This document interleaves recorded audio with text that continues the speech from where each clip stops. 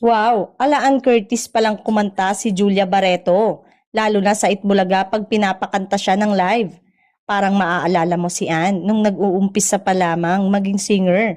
Ganon na ganon, pati pagkalimot sa lyrics.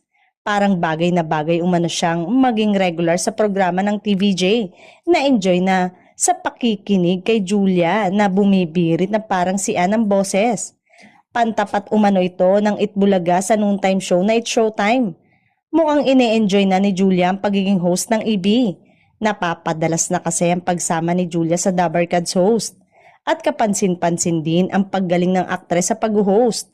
Actually, hindi na napapanood sa show si Atasha Mula kaya lumalabas na alternate sina Julia at Miss Universe 2022 Arboni Gabriel sa pagiging co-host ng Itbulaga. Marami na ang nagtatanong kung regular na ba ang aktres. Halos araw-araw na siyang nagko-co-host doon kaya ang dami ring nagtatanong kung totoo bang hindi na Dabarkad si Atasha.